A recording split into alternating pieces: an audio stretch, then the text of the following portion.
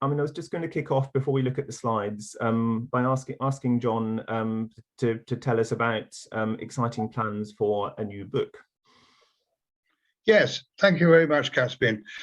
Well, as everybody knows by now, I hope that most of you have got the Yellow Handbook, the one that was published back in 1997 with Andrew Dudman and myself, and that over the last 5-6 years or so, very much with the help of Tim Rich, I devised a series of online keys with pictures, and also a system to get inside the great big group, the Ruderalia, which are now called Section Taraxacum, by the way. Things have moved around from a Lancashire point of view there. And many of you have perhaps tried to use these online keys, and if you haven't yet, I recommend that you do so. However, I have spent lockdown, in particular the last winter, turning those keys into what I call a field handbook, which is now at press. It's got no less than 1,200 or so colour photographs of dandelions in it.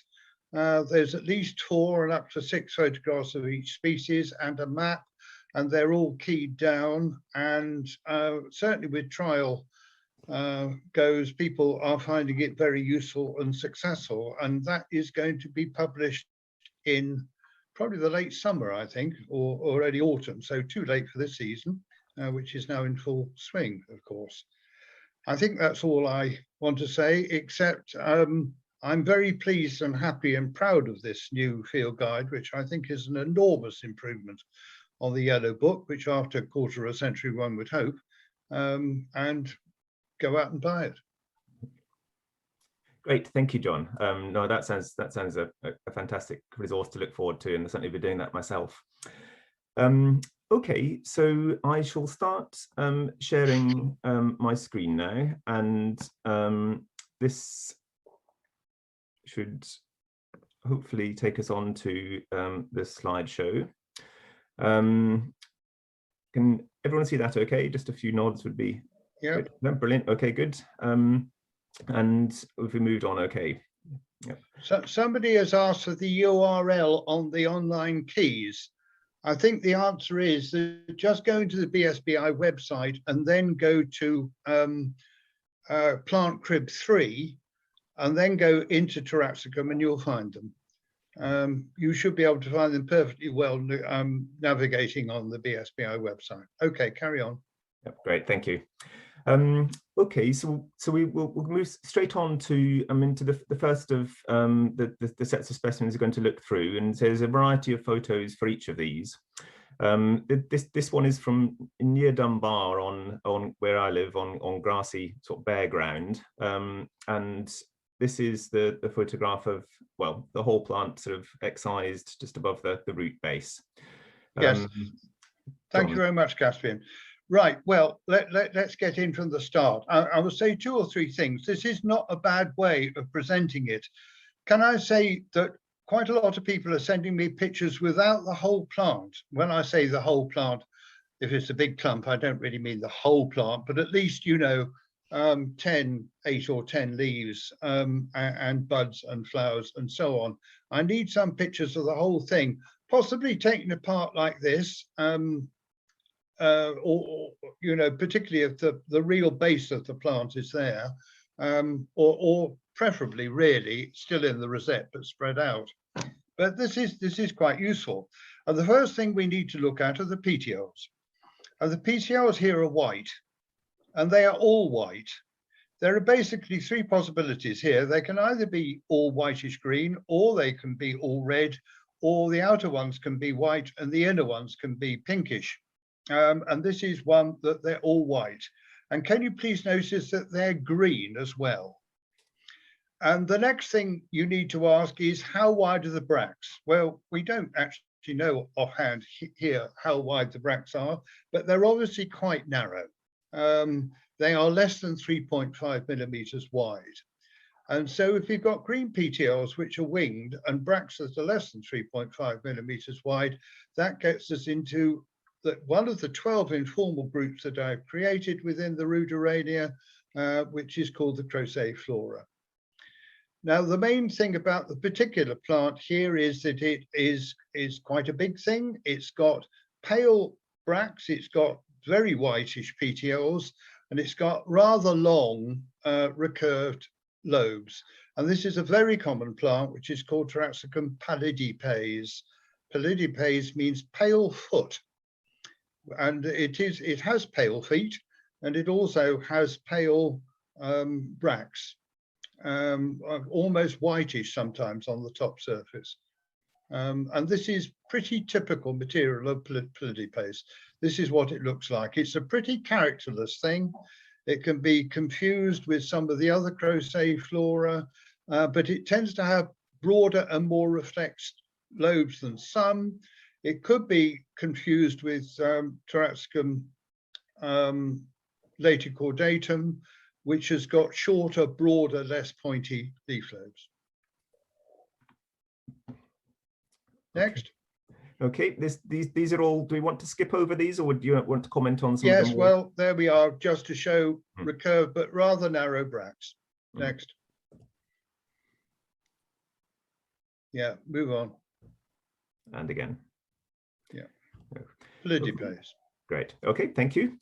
So the next one also from Dunbar, but next to the shore, still on a grassy strip.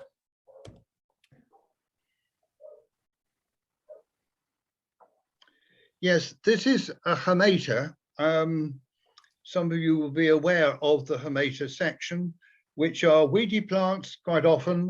They quite often, they can be very common, like the Ruderadia, often in weedy sorts of places. They differ really in having shorter bracts, which are not normally much more than about 11 or 12 millimeters long. Most of the Ruderadia are more than 12 meters long. The bracts usually are arcuate, by which I mean sort of curved like this. Oh, I don't know if you can see me, but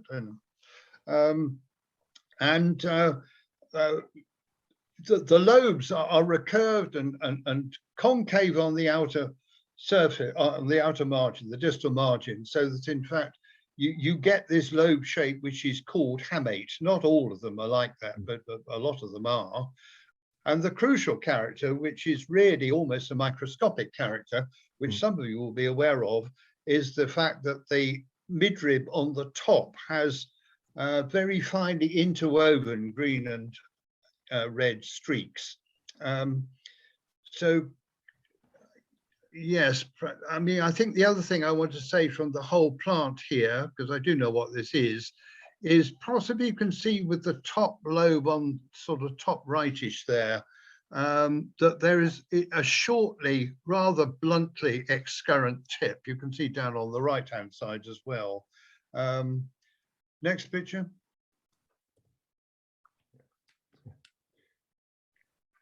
Yep. Yeah, so there are the arcuate bracts, rather short, which are absolutely typical of the Hamata, also often rather pruinose. Pruinose means with a sort of grey dust that can be, or grey, what do you call it? Bloom, which can be wiped off. Next. Okay. Next.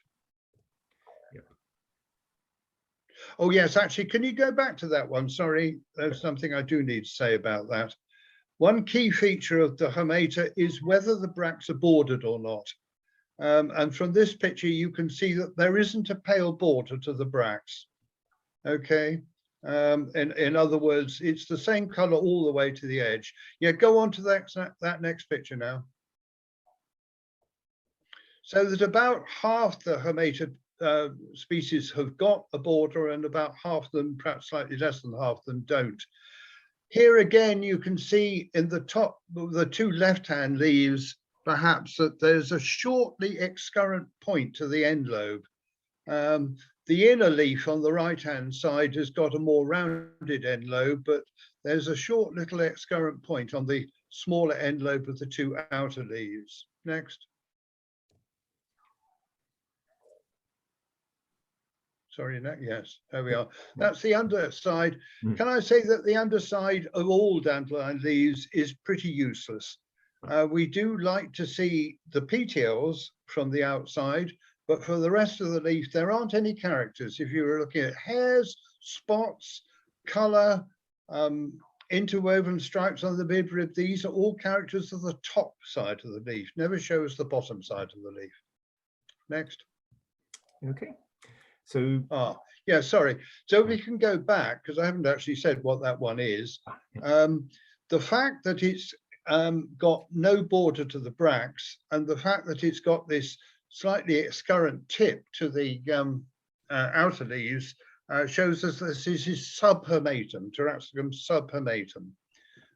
There's another very close related species which almost merges into it, also without borders to the bracts, which is tends to have more purple bracts and rather more teeth on the leaves, and that's Taraxacum marklundi. The two of them are very close, subhermatum and marklundi, but this is subhermatum. Next. Okay, so another one from near Dunbar, this time on the shore and in a rock crack on a limestone sort of crag. Well, as soon as one hears about this sort of locality, you start thinking of the Erythrosperma section, and Caspian's done us very well, because we started off with the Ruderadia, and then we had a Hermata, and now we got an Erythrosperm. Much smaller plants than what we've been talking about so far. That's good news, I think, that about the limit okay, removed. So we don't have to worry about part 2 of the session. That's right. Now, small exterior bracts, not really more than about 8 millimeters long in almost all the Erythrosperms, so much shorter really than the exterior bracts of almost all the other sections and groups. Finely dissected leaves in most cases, and here often cut pretty well to the midrib. Now, the next thing we need to know about this plant, and I don't know this, and I don't know if Caspian knows this, is does it have pollen or not? Quite a lot of the Erythrosperms don't have pollen. Here in the notes. No pollen. Thank you very much. I missed that. Thank you very much indeed. Incidentally, in those notes, can you note that he said that the head was only 3 centimeters across? Again, that's very much the sort of size that you would expect for the Erythrosperms. And Hermata and Ruderadia, they would usually, when open, be more than about 40 centimeters, millimeters across. Right. So it's got no pollen. It's got. Have we got a close up of the Involucre or whatever? We've got the buds. Yeah. Yep. It's not a great photograph, this, but what you can see, I think, is that the exterior bracts are spreading. They're a bit sort of all over the place, possibly because of frost. Frost has been quite a bother in the last week or two in all sorts of ways, but it does tend to mess up dandelions as well to some extent. And you can see there's a border to the bracts, and the bracts typically would be quite pruinose and grey. Here that doesn't show terribly well. But I think what we also have got, if we move on with this one, Caspian, are the fruits. Am I right? Yes, we do, right at the end. Shall I jump onto that one? Can you go on to the fruits? Because I want to show you all. There we are. The fruits are a dark brown. And there is really only one British dandelion that has got dark brown fruits like this. And it is an Erythrosperm without pollen, quite a common plant. Can you go back to the leaf shapes again? Yep. This sort of thing, very dentate. This is Taraxacum proximum. Taraxacum proximum. It's perhaps rather more common in the northern half of the country than the southern half of the country, and it's very much a plant that I expect to find in a place where Caspian found it. Great. So dark brown fruits, no pollen, short bordered pruinose exterior bracts. Jolly nice. Okay. Great. Thank you. So on to a different location for the next one. So from one Blackford Park in Edinburgh. Yes. Well, two or three things about this immediately. Again, it has got green petioles. It's got quite short, wide terminal lobes to the leaves. I had a couple of thoughts about this. Can I see a close-up of the heads now? So do you want, is that okay with the closed bud? Yes, there, yeah. I did start off by wondering whether this was one of the undulata, in fact, Taraxacum undulatum itself. In fact, I don't think it is. The bracts are too long and too narrow for that. And I think this is, in fact, a broad petioled member of the Croceflora group again. Next.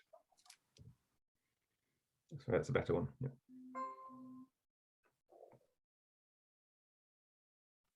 Yeah.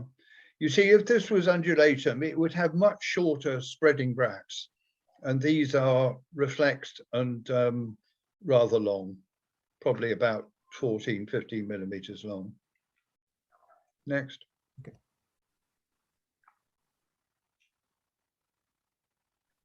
Yes, I think this is fairly typical of what this is. There are two or three, but particularly two very common dandelions that are quite like each other, and they're quite easy to confuse.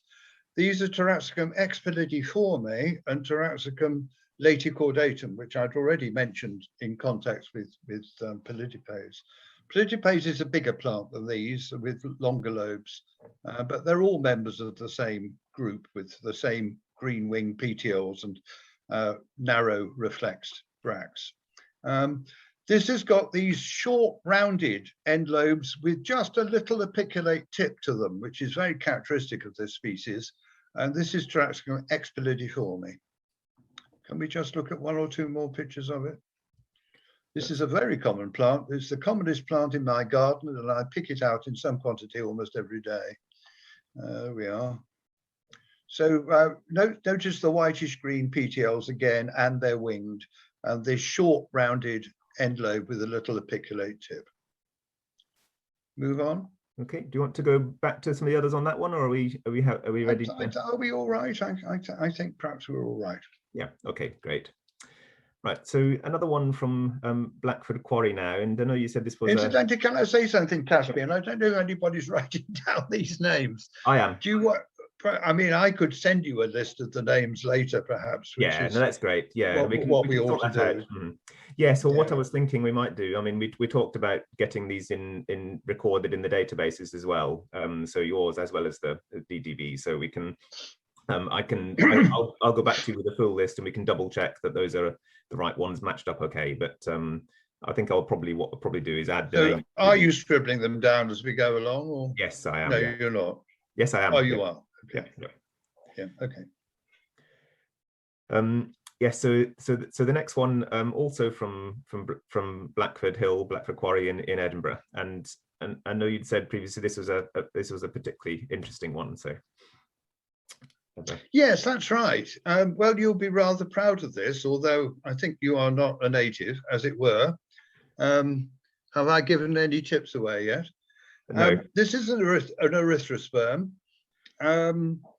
It's got quite narrow reflex bracts, and it's very deeply dissected. You can see that the leaf lobes go right down to the midrib.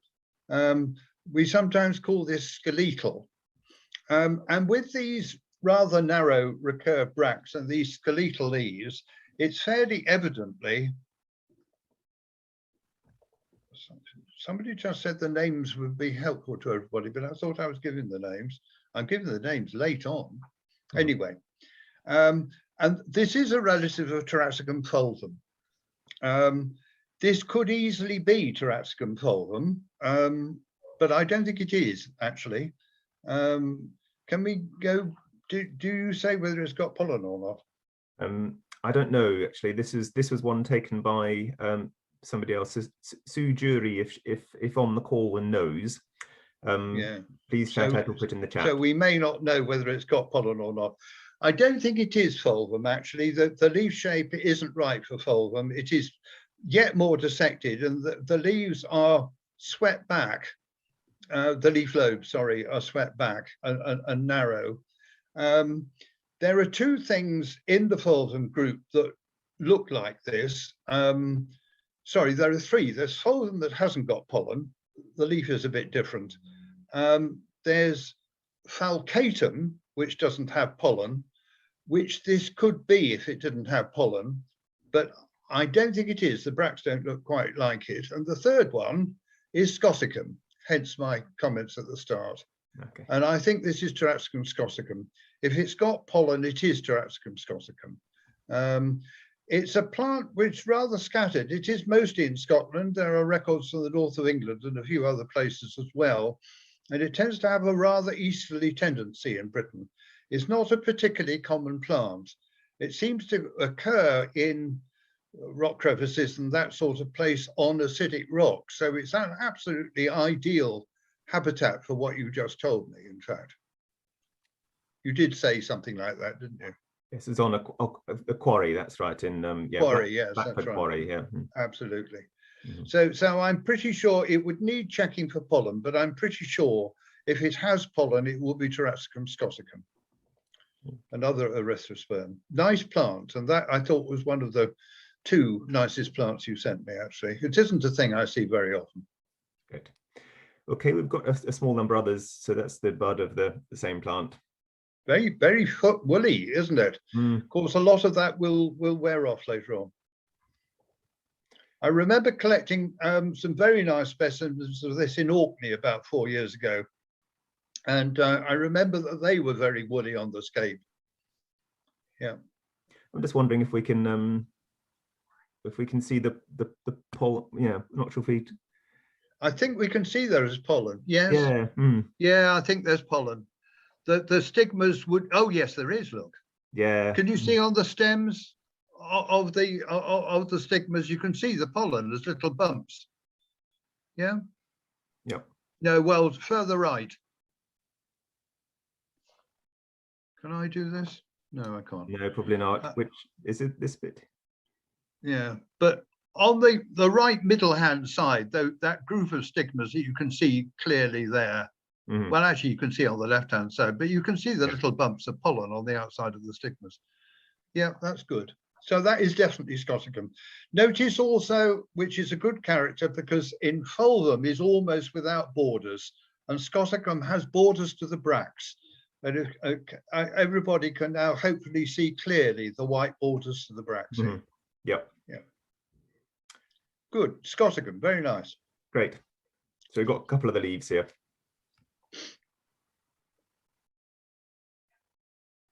Yeah. That's a bit out of focus. Move on. Okay, great. So the next one, with thanks to Paul from BSB Ireland. This is a specimen from Ireland. This is Paul Green, is it? Yes, that's right.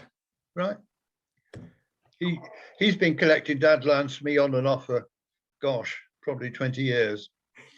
Now, most of you can forget about this plant. The interesting thing, can we see a close-up of the Involucre, because it's completely distinctive? Yes, that will do nicely.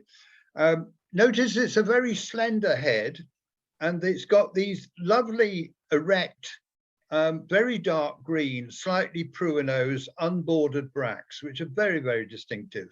And these long ligules with grey stripes to them. And really the leaf is pretty variable, and it also varies very much as to whether it has spots or not. This is a plant that was first described by Len Margetts from Devon. And it does occur in Devon and Somerset and also in East Cornwall. He named it after his wife, Taraxacum ronai. She was called Rona. And in fact, latterly, it turned out that it's much more common in Ireland than it is in Southwest Britain. And that's all, it just occurs in the Southwest Peninsula and right through Ireland as a very common plant. It's actually one of Ireland's commonest dandelions, at least as long as you get into good native habitat. And it's sometimes spotted and it sometimes isn't. And it's got these, if you can go back to a leaf, yeah, these spathulate leaves. And I don't know, this is probably the unspotted form. There might be a few spots on the right-hand side there, a few weak spots. I think these are taken a bit late on, and I think in this species, the spots tend to fade anyway, rather. But these rather entire spathulate leaves are very typical of it as well. So Taraxacum rhoni, a real Irish speciality, or unless you live in the far southwest. Nice, delicate little thing. It's a Celtica species. Oh, that gives us a new section, doesn't it? Yeah. Yep. So the Celtica with erect bracts, rather neat, flat, rather simple leaves in many cases. Yeah. Great. And yep. And here's the. There we are. The flowering. This is very, very typical of Taraxacum rhoni. Beautiful little thing, very slender heads, and these erect bracts, rather dark prunos, almost bluish bracts. Next. Okay, so we're back to East Lothian again with this one, so this is a specimen taken from Haddington, and so around the base of a wall. And this is, say, the other one that you said was a particularly interesting one to have a look at. Yes, that's right. Now then, I don't know how clear it is from this picture, but the distinctive thing about this plant, let me just push the screen back a bit. Yeah, that's better. Is that it's got all the petioles are pink or red, and they're all winged. Can we move on a second? I think there's a picture that shows that better. Next.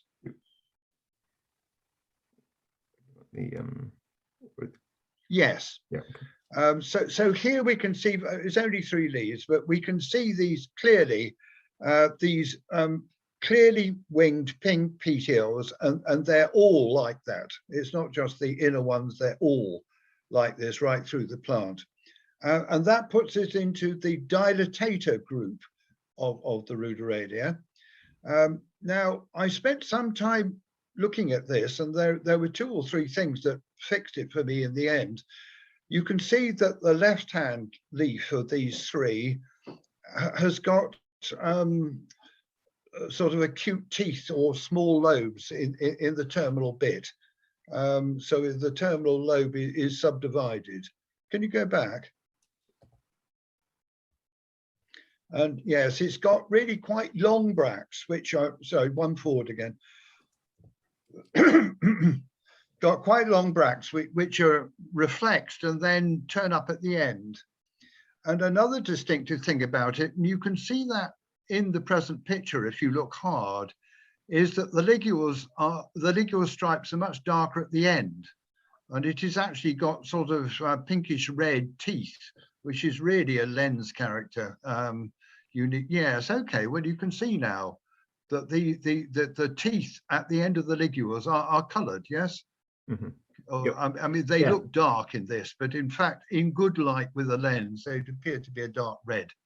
And that's a very distinctive character that you don't see in many species, the red ligule teeth. And the combination of that in the dilatator group and with those subdissected leaves, terminal lobes, tells me that this is Taraxacum latens, Latens. This is an interesting plant because nobody really knows where it was native. It was originally named by Hans Ilgård, who recognized it in Denmark and then found it in Tom Edmondson's gatherings from Chester. And it hasn't got many records in either Denmark or Britain. And I suspect it's introduced here, and it appears to be introduced in Denmark as well. So I think we're not quite sure where it comes from. It may be a thing that comes from much further east, but it's a rather uncommon plant, and the first one that we've seen that is probably not a native, in fact. We say that dandelions aren't native, and it's very much a guesstimate, when they are scarce and have a rather scattered distribution, which has no real clear pattern or meaning to it. And that's very much the case of late ends. There are probably not more than 30 British records for late ends. Wow. So it's really a good thing. Interesting plant. Quite characteristic material. Its main confusion species is Taraxacum edmondsonianum.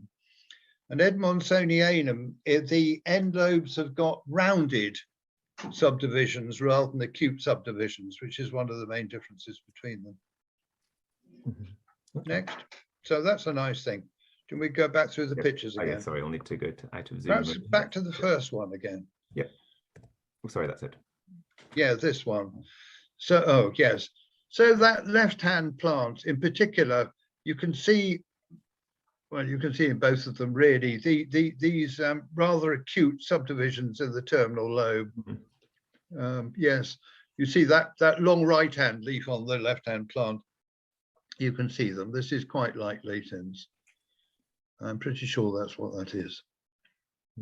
And as I said, the dark ligule teeth confirm it. Jolly good. Great. Okay. But, actually, that might be a better one still. Yeah, you can. On yes, right, you can see the dark ligule teeth there as well. Yeah, absolutely. Good.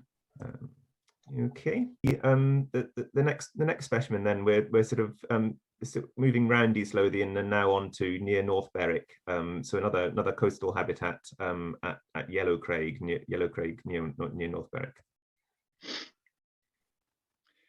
Yes, that's right. Yes, I remember what this was now. That's right. So a little plant, an erythrosperm again, perhaps not quite such deeply divided leaves as we've been used to. It has dark stigmas. Can you see on the right-hand plant? It's perhaps not. Can you blow the right out or the photograph up? A little bit. So on which part of it do you want to? Well, the right-hand picture in particular, where we can see the stigmas. Yep.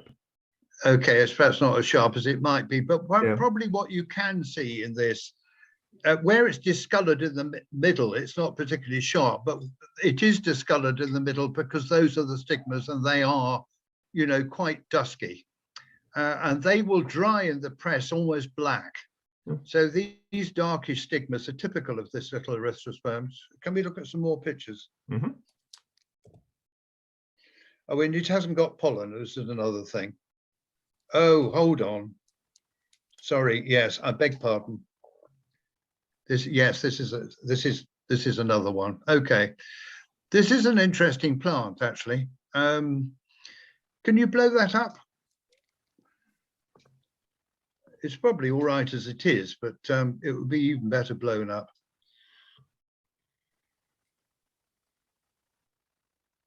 Yes, lovely. That's lovely. So what are the, that's super. So what are the distinctive things about this? I remember this now. First of all, the exterior bracts are pruinose. They're a sort of glaucous, bluish sort of tone to them, and you know that stuff would rub off if you use your finger on it. The exterior bracts are erect, or perhaps one or two of them are slightly recurved, but they're mostly erect. They've got nice white borders to them, and often they have pink tips. I don't think you can see pink tips terribly clearly on this, but they will have pink tips, and that's often clearer when you dry it. And the ligules, which are quite short, some of them haven't got very clear stripes at all. Do you see? Some of them are almost unstriped or with just some thin bits. And the ones that are striped, and perhaps the color of this isn't very clear, but it should be pink, really. They've come through here as a more of a grayish pink, but I think that's a matter of lighting. I think they would actually be really quite a clear pink. And the leaves, which are very small, and I mean, this is quite a starved specimen, as so many dandelions are this year. But the leaves have got very strongly recurved, almost hooked shaped lobes. This is Taraxacum unguilobum, which is a very common species, usually in rather natural habitats, sort of acidic grassland and such places, often rather wet spots, right through the northern Britain and Scotland, and Northern Ireland as well. It is distinctly a northern and to a lesser extent western thing. It's a very, very common plant. It's a terrible weed in my garden, actually, although one of the prettiest ones I have. I tend to leave this one, but you know, that's because I live in Northumberland, and certainly you wouldn't get it as a weed anywhere south of York, I suppose. So Taraxacum unguilobum, and that involucre with those lovely erect white margin pink tip bracts and those lovely pink backed ligules are very distinctive. Oh, no pollen, by the way. Great. And we just got a couple of small ones of the leaves. They are small leaves. Yeah, it can be a bigger plant than this, okay, with dentate lobes, but this is very tiny. Great. Okay, and the next one's another one from the same area.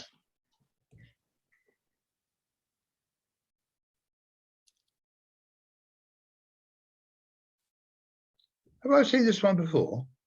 Yes, this would have been in the original set. Move further up. The... Oh yes, I remember this. I think yes. Can we see the involucre or move actually, on? yeah, let's see. Yes, okay. Yes, that's right.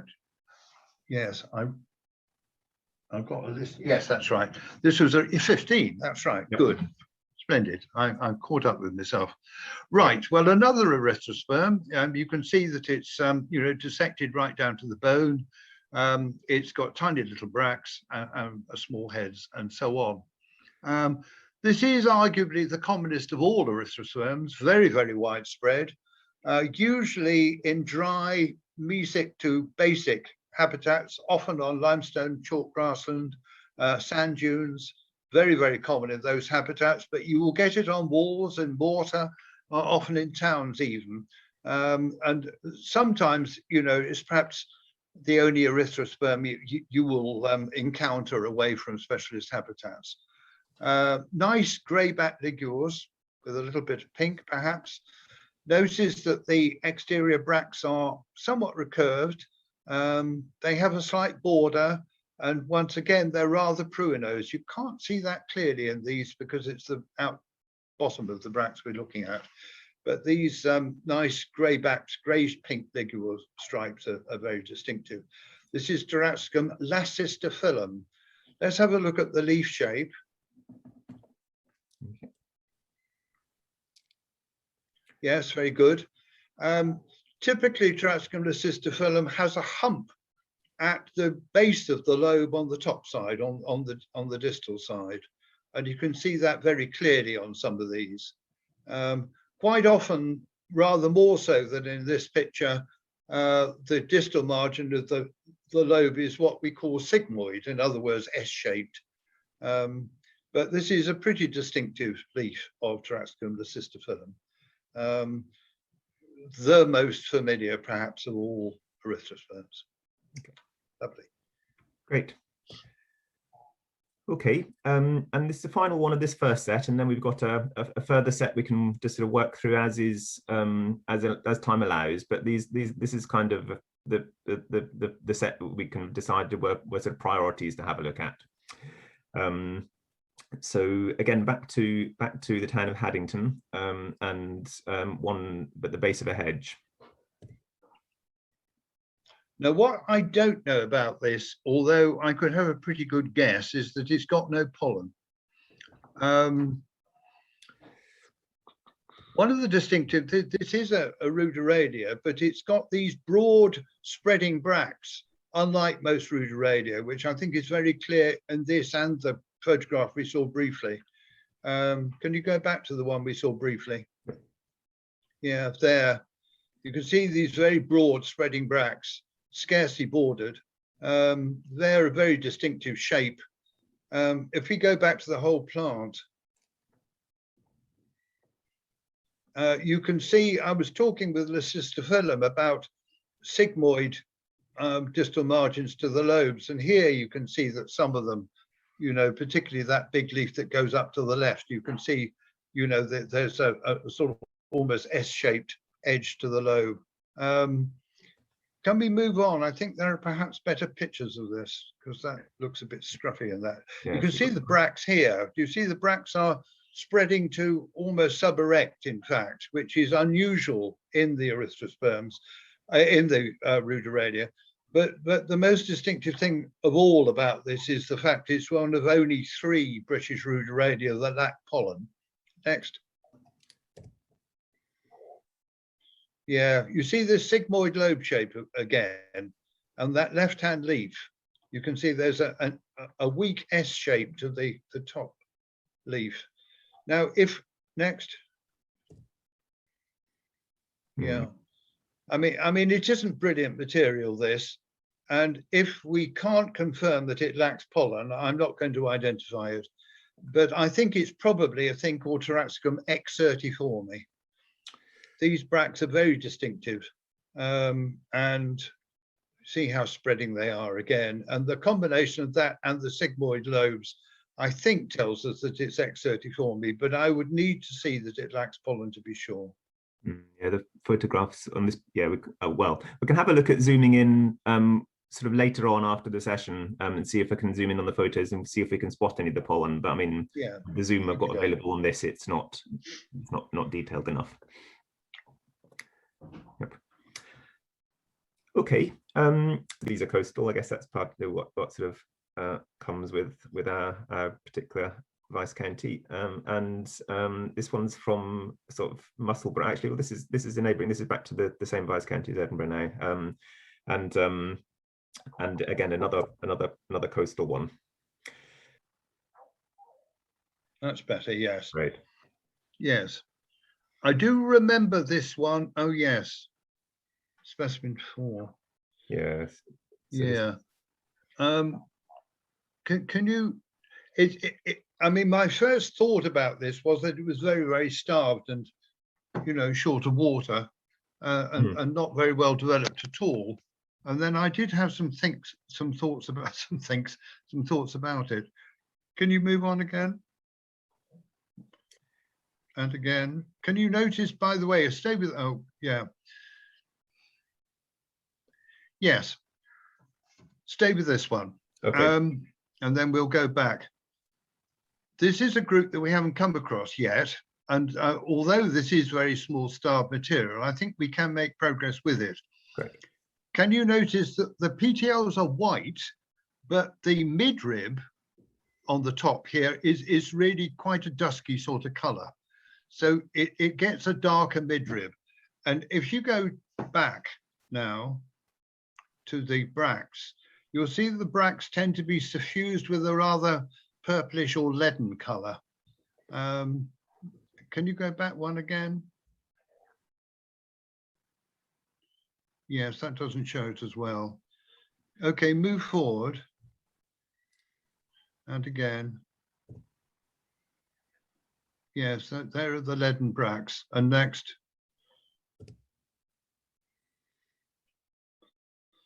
And next. Have we got anything else? I can't remember. It's just, I think. That's it. Yes, that's the underside, which we can't use. So go back to the third one, the top surface of the leaf. Top surface of the leaf. No, the one after that. Yep, that's it. Should be it. Yeah, that's it.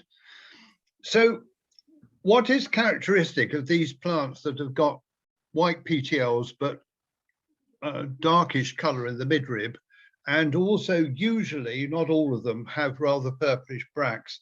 This is the Pisciata group of the Ruderalia that we haven't come across yet. And it's that combination of colors that's distinctive for this particular group. Because this is such starved material, I wasn't absolutely certain which one it is. It could be one of several. It's probably Taraxacum pisciatum itself, but it could be small material of intumescens, or possibly even a chrysophenum. There's 2 or 3 different things that it could be in that group. It's just not big enough to show the leaf shape well. Mm-hmm. So move on from that, but it is a Pisciata species. Okay. Okay, thank you. And back to Dunbar now. Again on the near the beach on a dry bank, which is sort of sandy and with limestone. So a very small one, Yes, small flower head as well as small leaves. yes, that's right. I remember this one. Can I say that the photograph on the right is terribly dark? Mm, And you know, I thought. you did say you wanted that sort of criticism. Absolutely, So, yeah, no, completely, yeah. I mean, you I know, a think again, photograph like that doesn't, I mean, you might as well just leave it out. It mm, doesn't help us. What you can do, of course, is edit them. I find this is very easy to do with me. You know, if I'm doing this all the time with other people's photographs, they get sent to me and I think, gosh, I can't see this properly. So I just save it and very, very quickly use an edit thing and, you know, increase the light and sometimes the contrast and I can see it again. Right, so this is a little erythrosperm, very small heads on the left-hand picture. You can see that it's not got particularly dissected leaves for an erythrosperm, but it is an erythrosperm because it's got tiny bracts, tiny heads. Next. Yeah, again, terribly dark. All you can really see from this at the moment are, well, a crucial character actually, nevertheless. If you look at the ligules at the top, the ligules are very short and broad, and those top ones you can see have got little dark ends to them. Not the ones with the stripes, but the ones above that have got little dark ends to them. And that is distinctive Taraxacum for Taraxacum fulviforme. Fulviforme, not fulvum, but fulviforme. Fulviforme is not really a member of the fulvum group, which I've talked about already, Scoticum falcatum fulvum. It's got much less dissected leaves. It's got no pollen, and it's got really quite short spreading bracts. Next. So I think this is one, just checking. Actually, I think I thought that it was pollen present on this one. Was there? Well, I've noted that. I could have made I could have been wrong or been on, or it could have been a tiny amount of pollen. Okay, well, in that case, we'll not name it at all. Yeah, okay, that's but helpful. I think it looks like fulviforme to me, and those dark ends to the ligules, which I can see, would normally make it that. Let me, afterwards, I'll have a look at any other pictures I've got. You see, that looks like fulviforme to me. Yeah, I think it's a plant I know very well. It grows on walls just down the road from me. I suspect I'm wrong about the pollen then in that case, but I can probably zoom in. I can probably find an Involucre picture to zoom in on afterwards, and just see if we can see that. Certainly, I thought that was fulviforme because I didn't know about the pollen. No, I see. I've noted that down on the details there. I'll find a way to check on that, but I suspect I've probably noted that wrong. Okay. Okay, and again so this one again I've noted pollen present, and again yes, yes. I'm glad you've shown us this one because this is this is the second commonest erythrosperm and probably the easiest one to identify. The key feature of this are the petioles. It has these long, narrow petioles which are purple at the base, and I think although the photograph's rather dark, that's perfectly clear here. Also, it's a tremendously heterophilous plant, which is a word that is worth mentioning here, I think, because it gets used a lot, and I am using it more and more as a key character. That is to say, a plant which changes its leaf shape strongly during the season. And these are typical early leaves of what is Taraxacum oxoniense. This brings me to an anecdote, I guess, because when I started off in the late 1960s, I was a demonstrator at the University of Oxford, and nobody knew any dandelions at all in Britain, and I was just starting to learn them from the literature and from foreign workers who were helping me. And we discovered this was a species that had been named as a result of stuff that Druce had sent from Oxford and called oxoniense. And I started finding it all over the place and showed it to all the other people. and said this is Taraxacum oxoniense, and they all thought that I was making it up. But I wasn't, of course. I mean, so oxoniense, one of the commonest erythrosperms, and herein it's almost entirely torn, but it can be much more dissected than this. Can we look at the involucre in close up? There we are. Dark, but you can see it has little ovate erect bracts with a pale margin. And that's absolutely distinctive. Grey stripes to the back to the ligules. It has pollen. This is just characteristic oxoniense. But the real giveaway are these very narrow purple petioles, but the midrib of the leaf is green. Next. There we are. Yeah. Narrow purple petioles. See that some of the heterophyly here, but it will become much more dissected than that too. But those petioles are a giveaway, and also the fact that it turns into these nice green midribs. So that's very distinctive. Taraxacum oxoniense, very common. Great. Almost any mixture of erythrosperms on dry chalk grassland or sand dunes will have oxoniense. Great. Okay, and next one. Yes, now this one I noted had only a tiny bit of pollen. So I mean, I guess that was an interesting one for me, in that there did seem to be a very tiny amount, but certainly not the kind of obvious dusting that you would have on the majority of the ones I looked at. Yes, that's right. I remember this. I can't really help you about the pollen. You know, it's possible that I was going to. Often it gets washed off by rain. Of course, rain is one thing that we haven't had. What we have had is a lot of frosts, and you know, sometimes I think plants can become pollen sterile because of frost. Anyway, I do know what this is. The petioles are all purple. I don't think that's perfectly clear in this particular picture, but you can see that some of them anyway have got purple petioles. And the giveaway about this plant, knowing that it's got purple petioles, are these broad overlapping lobes.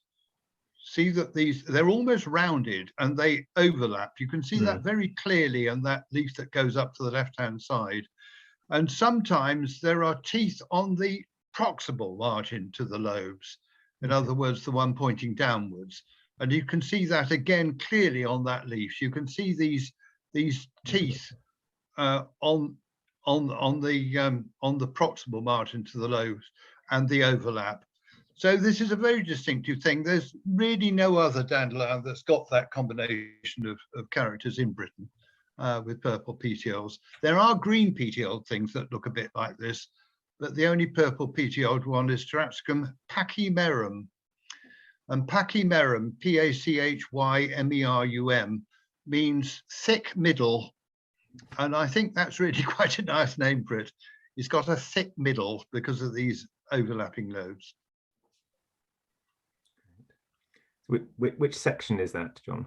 Oh, it's a ruderalia. Yeah. It's in the, I think it's probably in the Dilatate group.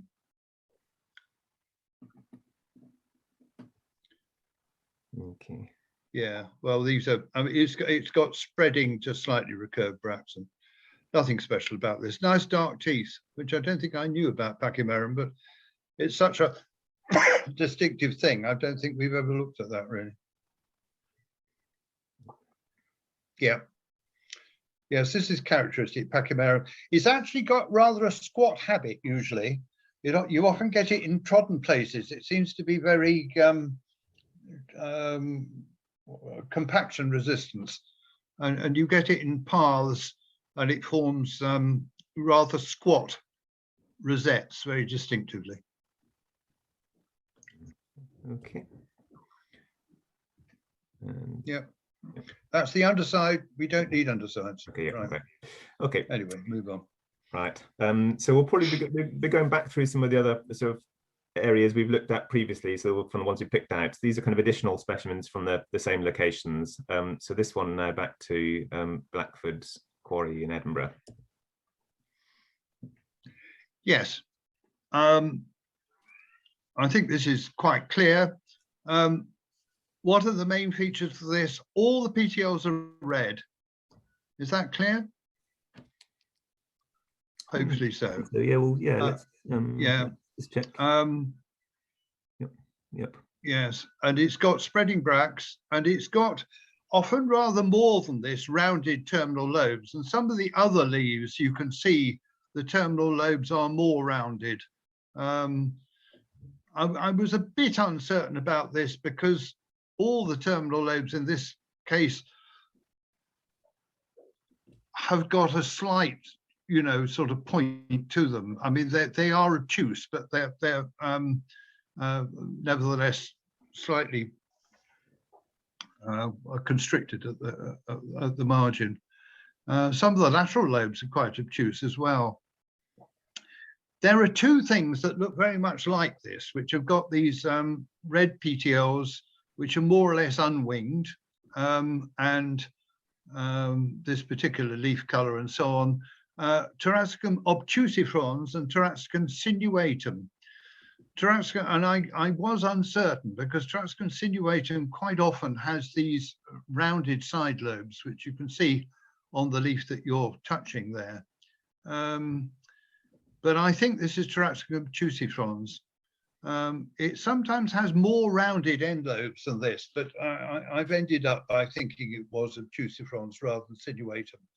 I have to say this is not the first time that I have rather havered between obtusifrons and sinuatum. There are two species which have got very similar colouring, and when characteristic, you've got no problem with them, but you do get these ones that are sometimes a bit intermediate. But I think this is obtusifrons. Go through the other pictures and see if anything else there worth remarking. So these are in another group, by the way, the Stenoglossa. The Stenoglossa are a group with unwinged red petioles, all of them red. Yeah, spreading bracts. Spreading bracts are unfortunately typical of both obtusifrons and sinuatum, so they don't help us. Right. I think it is obtusifrons. See the nice red petioles? Yeah.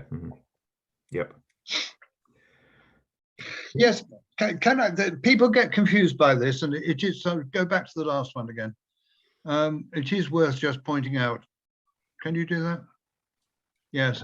It is just worth pointing out the fact that if you take the leaf right to the base, quite often it goes pale again. And people get confused by that. So that in fact, you know, here we, particularly if it's buried in deep grass, but you can see that the base of the PTL here is unwinged and red, and you forget about that tiny bit inside which goes white again. Good, brilliant. Okay, so another one from the same location. Yes, this is a Hemata again. So this is only the second Hemata we've had, actually. I was rather confused by this first picture, but some of the later ones are much clearer. Next.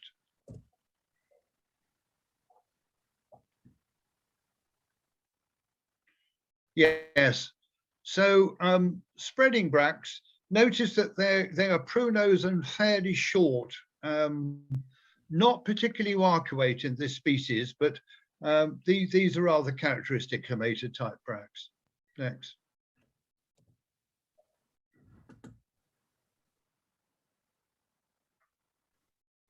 Yes, move on. Some of those are a bit more arcuate.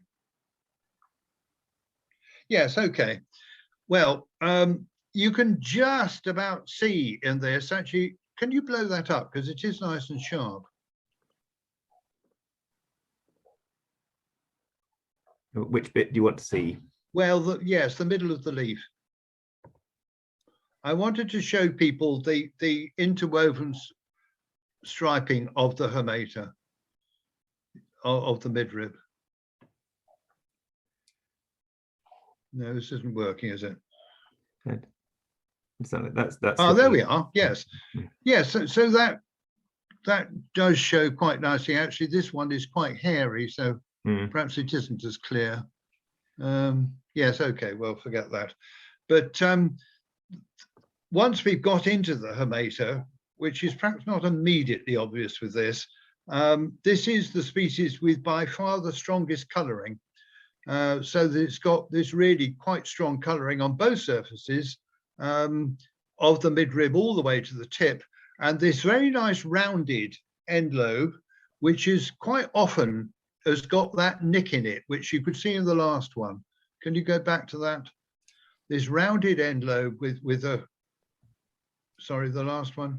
So that, yes, can you see there's a sort of nick in the the end lobe?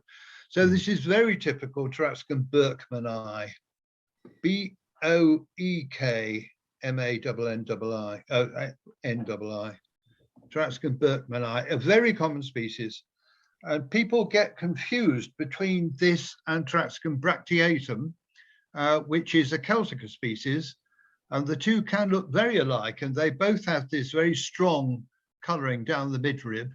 And the best way to tell them apart are the bracts, because the bracts of berkmanii are spreading or spreading arcuate, but the bracts of bracteatum are erect, as in most Celticas. So Taraxacum berkmanii, common plant, easily recognised. One of the earliest one that most people get right.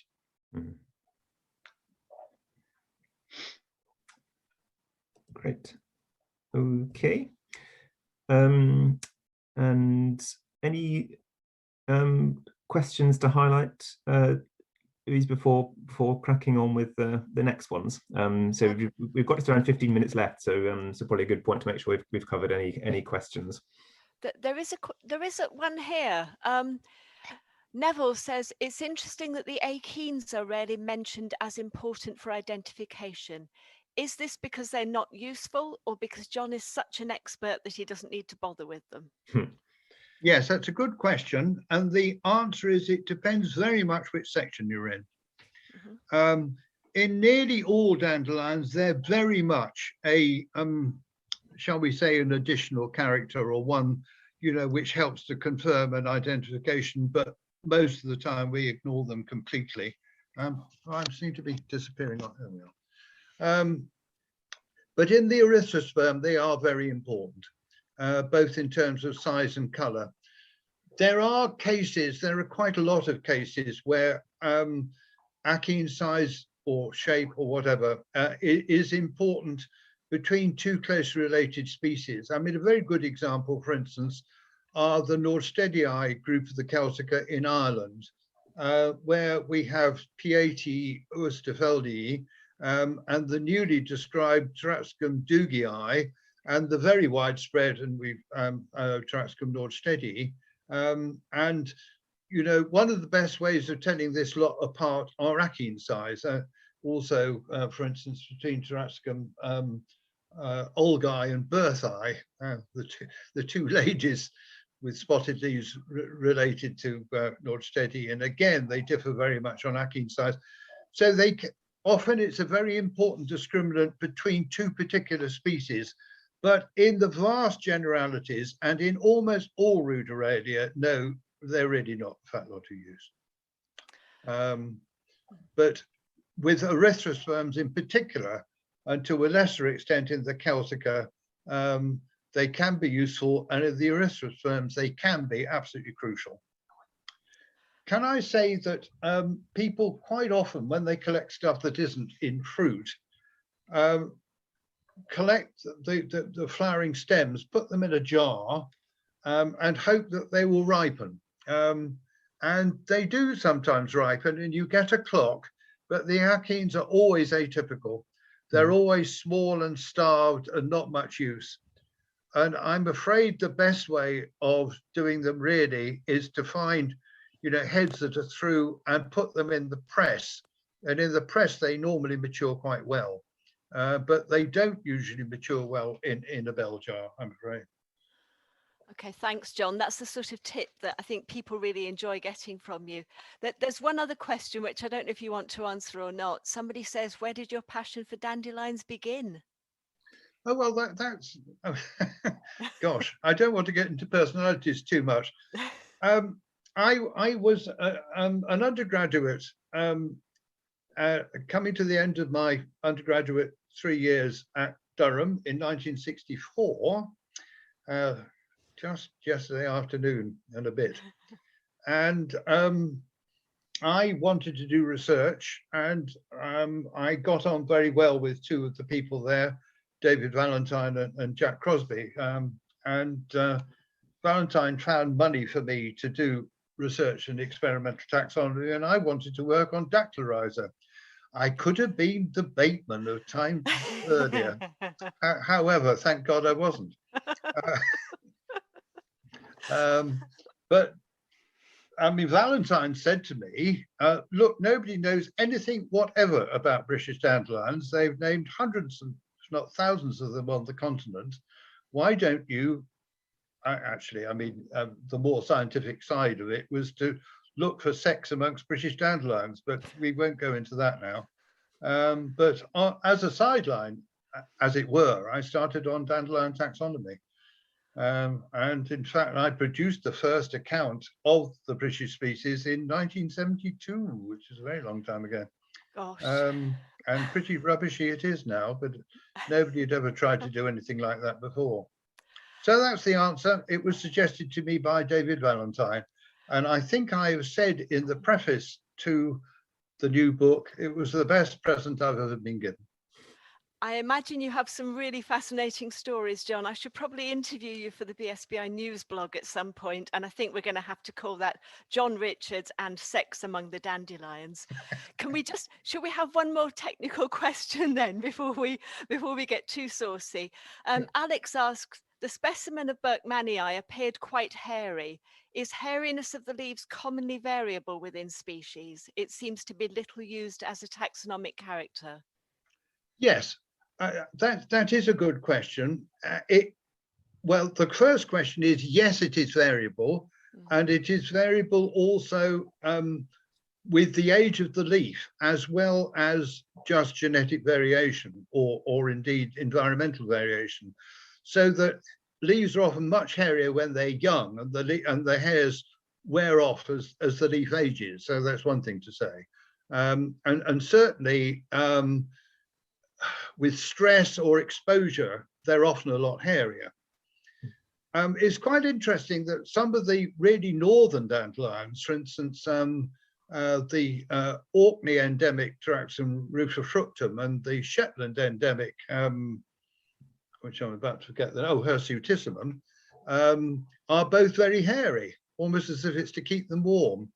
Or maybe it traps warm air inside, which helps to protect from frost and so on. But it is, some of the northern species are noticeably hairy, so that's another thing to say.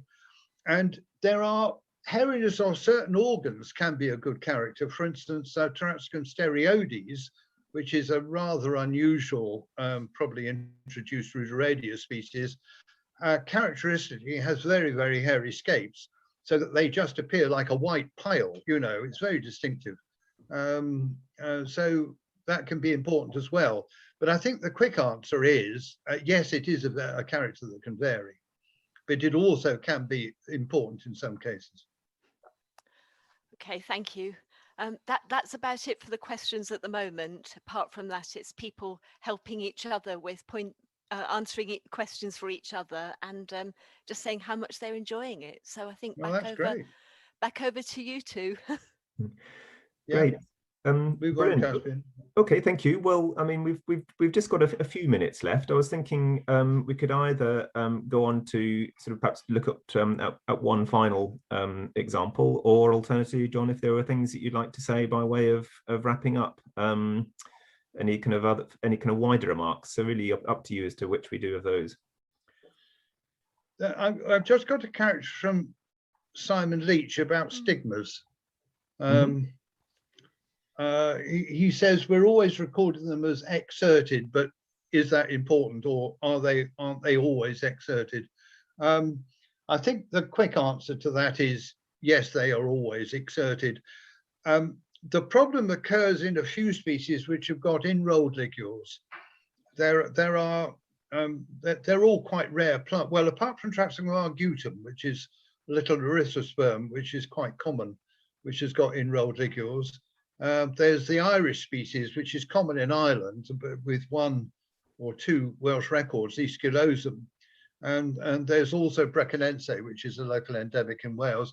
These all got very enrolled ligules, and as a result, the stigmas can't really get out, you know. They're able to emerge because the ligule flattens out. But if the ligule doesn't flatten out, the stigmas remain trapped within it. And I think that's what we're talking about. And I think this is a character that, you know, Chris Hayworth and I many years ago made something of, and I think it's been dropped a long time ago. So Simon, don't bother. Right. Yes, what were you going to do? Well, let's have a look at this last one, and then I'll come up with some final comments. Brilliant. Okay, so again, back to near North Berwick, and this one from under a pine tree.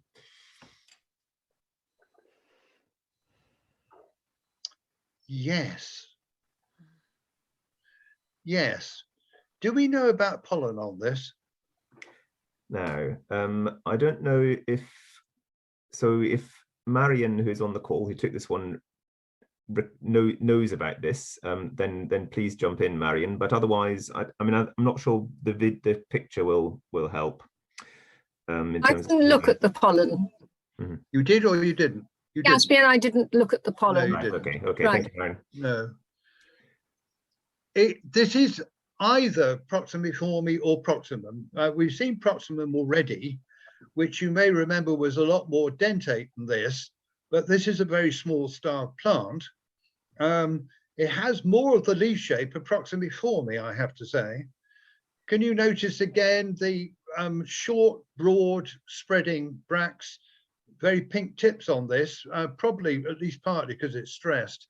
I mean, the Involucre, yes, there. I mean, this is absolutely characteristic of either Proximiforme or Proximum. And the really surefire way of telling them apart is that Proximum lacks pollen and Proximiforme has them.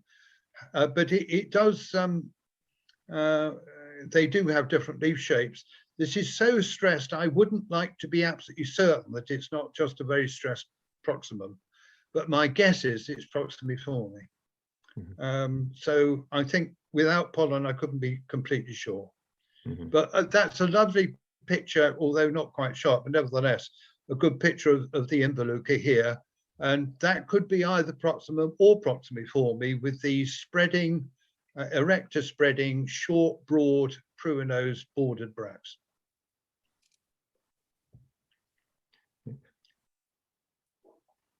Yeah, I think it's Proximiforme. Proximiforme is an interesting plant. Although it's found scattered through Wales, parts of the Midland, North Midlands, and it's very much a plant of southern Scotland. Actually, tends to occur a lot on the sort of acidic hills in southern Scotland, and we get it in the north of Northumberland in the same habitat, but not in the south where I live. It's got a very distinctive habitat. These, you know, dry, rocky, acidic mounds and hills in the north of Britain. It's locally quite common. Winged petioles, which is also suggests to me it is Proximiforme. Okie doke. Well, quite a nice one to finish. You actually managed to dig out quite a lot of Erythrosperms in the end, didn't you? I mean, we've had Oxoniense, Fulviforme, Cystophyllum, Ascoticum, Proximum, and probable Proximiforme. So you've ended up with six Erythrosperms, which is good going, actually. Yeah. Great. Okay. Well, thank you hugely for that. I mean, it's been a certainly from my point of view, it's absolutely fascinating. I mean, as a kind of pretty much newcomer to Taraxacum, it's very much whetted my appetite to be getting out there and looking at a lot more of these, and hopefully to be able to come along to the Portpatrick or other workshops. Yes, hopefully in the near we'll future. have a proper meeting next time. I had a holiday in that area rather later in the year. And I'm trying to remember what time of year it was. I think it was probably August. But there are some, particularly on the, I'm trying to think what it is, the peninsula to the north of Stranraer. You know, Stranraer is on a sort of hammerhead, isn't it? Yep. Yeah, the Rins. The peninsula that runs north from there, Mm. almost an island, has got some wonderful sandy beaches in which there were some really exciting looking dandelions. Of course, it was too late in the year to tell what they were, but some of them were definitely obliqua species, which, you know, is a section we've not mentioned and is very much a specialist of, well, mostly Scottish strands, in fact. But there were lots of other interesting things as well. And I thought, wow, you know, this is an area where we're going to find lots and lots of really lovely things. Mm-hmm. John, could we be precise about what should go in our photographs? Yes. Sue was also asking. Yes. Well, well, let me first of all give you a list of what I need. I need, the first thing to say is you must excise the plant, or at least in nearly all cases. Perhaps if it's growing in a wall or something, you'll get away with a picture of the thing in situ. But in most cases, it'll be, you know, the bottom of the plant will be buried in vegetation, and we won't be able to see key features like petioles and so on. So I'm afraid you've got to dig it up. You don't dig it up, of course. What you do is slice it off at the top. As we always say, being a dandelion, of course, it's going to grow again, as every gardener knows. So from a conservation point of view, hopefully this is all right. Having said that, there are a few cases where you shouldn't do this. I mean, you shouldn't do this if you're on Micaeschis Cliffs in central Scotland, where there are going to be some really wonderful rare things which really mustn't be touched. And probably if you think you've got a palustria species in Fenland, in, you know, bits of Ireland or East Anglia or wherever it is, with linear leaves, again, they're very rare plants. I mean, don't touch them. But for 99.9% of dandelions, yes, excise it is the first thing to do. And then, just like the photograph we got in front of us at the moment, give me a picture of the whole plant against a plain background. I mean, perhaps not necessarily a pink cushion, but I mean, I often just do it on a road or a path or anything like that. Immediately. This is absolutely vital. You know, particularly in the sort of weather we're having at the moment, these things can wilt in 30 seconds. And as soon as they start wilting, they don't look the same again. So, you know, cut it off and immediately take a photograph of the whole plant. And then Kasmine has been showing us lovely pictures of the involucre from the side. We need that. The ligules from underneath are really important. We must see all the petioles, which you may be able to get from the whole plant, or you may need to come in close. So the whole plant, petioles, the involucre from the side, ligules. These are the really important things that we need to see. You need about 5 photographs. The next important thing to say is make sure they're properly exposed and sharp. Unless you're very clever with a phone, don't use a phone. Most of the CRAP photographs that I'm getting from people at the moment are taken on phones. Do try to use, you know, well, I mean, if you've got a decent camera, particularly an SLR, use that, please. Some people do manage to take good photographs with phones, but very few people do. Yes, make sure it's well lit. Don't take photographs in sunshine. That's the other thing. You get far too much contrast. If it is a sunny day, find a shady spot and take a photograph from the shady spot. you'll get much better results. I mean, this particular one, Caspian or whoever it is has got away with, because it isn't a particularly three-dimensional plant, but you get far too much light and shade usually in bright sunshine. So dull conditions, make sure it's well exposed, make sure it's sharp, and if it isn't those things, either kick it out or edit it before you send it to me. Don't let me waste my time trying to edit the bloody thing so I can, excuse my French, so I can see it. The other important things were pollen and the diameter of the inflorescence. Yes, pollen. Thank you very much. Pollen, yes. Of note, people tend to send me far too much information as well. But pollen is the one thing I really need to know about, yes. And if there are achenes, you know, a close-up of the achene or at least a note of the color of the achene is helpful. But pollen is perhaps the one thing that I really need to know about. Yes, the diameter of the open head, but it's got to be of the open head. I mean, this particular case, you should see the head is open, and that's absolutely fine. But quite often you get measurements of heads that are half open or whatever, and that's not much use. But pollen is the one thing I do need to know about.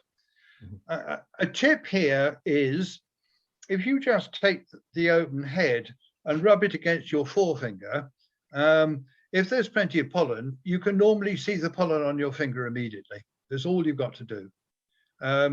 If you can't do that, have a look at the stigmas with a lens. And if there's no pollen there, really, if you're not sure, you need to take the head home and dissect open the anthers, because sometimes the pollen gets stuck in the anthers. Let me say also, though, that there are quite a lot of species, Europhyllum, Stictophyllum, they're often Nivosa or Celsica species, which have pollen that sticks in the anther and never gets out. And in fact, if you dissect that out and put it in the microscope, you find out it's usually empty. So at times you can see things in the anther which aren't really pollen, but they never get released. Everybody knows, of course, that what happens is that the stigma goes through the anther tube and carries the pollen on the outside, so that in fact the stigma branches are in fact the pollen donor. It's a curious system that quite a lot of the Asteraceae have. Okay, wonderful. Well, thank you ever so much, John. I think, I mean, it sounds like, I mean, that's been enormously valuable for everyone. And good. Yeah, really well, great. Thank you for having it's been a lot more fun. It's been a lot more fun than I thought it would be. Great. Well, thank you very much indeed. Unless anyone has any final points, and yeah, so I'll get so hopefully we'll get the recording up. I will sort of write up all the kind of notes of both of the records, but I think, I mean, what you were saying, John, about requirements for photos sounds really helpful. Things to kind of get down so that we can circulate that amongst sort of participants list, and again, if Louise, if there's other ideas about how we can make that available, because I'm sure that will be helpful in terms of improving the consistency of photos that come through to you for refereeing as well. I think that would be very helpful to have it on the website, on the Dandelion page. Yeah, that's great. Well, I can write that up and then perhaps have a quick chat with John to see if there's anything else you want to kind of add to or clarify before that kind of gets put up. Okay, great. Good. Okay, well, thank you very much, everyone. Well, thank you again, Caspian. It's been brilliant. Brilliant. No, yeah, likewise. Your book in the summer. Yes, absolutely. Yes, have a good season, everybody. Yeah, great. Thank you ever so much. They're only just starting here, really. You know, they've only been good here the last couple of days, really. It's a very late season. Yeah. Yeah, great. Okay, well, let's all get out and have a look at some. Okay. Okay, thank you. Thank you. Bye-bye. Thank you very much, everyone. Bye-bye. Bye. Bye-bye.